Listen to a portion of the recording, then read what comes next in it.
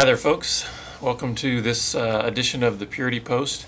This is just a very informal, simple video chat in which I'm going to be just sharing with you about certain things that are going on in the purity movement.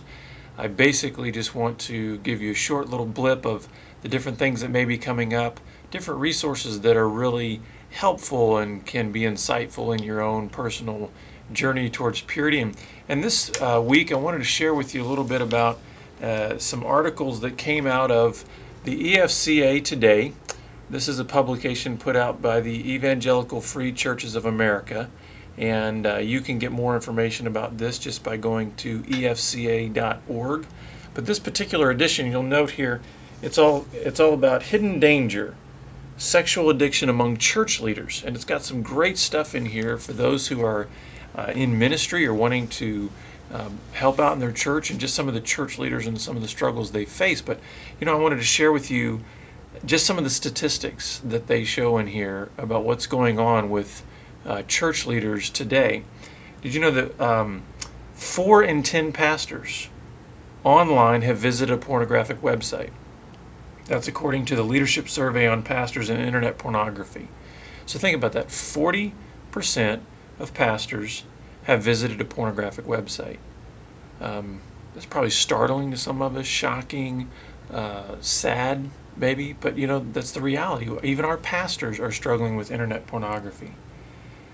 Sexual addiction is actually not about sex at all. It's an intimacy disorder. Think about that. A lot of times what ends up manifesting in these behaviors that we see where a pastor falls or there's some sort of scandal because a pastor has gotten involved in sexual behaviors that are inappropriate, we often just assume that it's all about sex, when in fact it's an intimacy disorder, it's a disconnect, it's an isolation.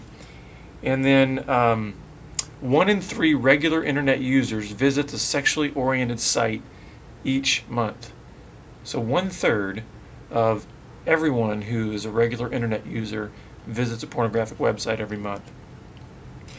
Now, what I like about this is some of the things that they say in the article in terms of how to build a church culture that is going to be more open and inviting for those who are struggling with sexual addiction. And one of the key things that they say is that we need a culture of brokenness. We need a culture of brokenness. Really, the environment that we need to create in our churches is one of authenticity and mercy. And so what I want you to do is think about that in terms of your own local church that you attend, that you're part of. What can you be doing to encourage your pastor, your ministry leaders, to be more authentic and to create an atmosphere of mercy rather than one of judgment, rather than one of condemnation, but one that says, hey, this is exactly the place where you need to be in order to get help, in order to get free from this addictive behavior. So again, the publication is EFCA Today. This is a periodic publication that they put out. You can find out more about this by going to the EFCA website, which is simply efca.org, and see if you can get this particular issue. It's the summer 2009 issue, and just really good stuff in there about how you can encourage your church leaders to live a life of purity. Well, thanks for being with us on the Purity Post. I'll be bringing you some great other news stories and upcoming events that are going to be happening in the next Purity Post.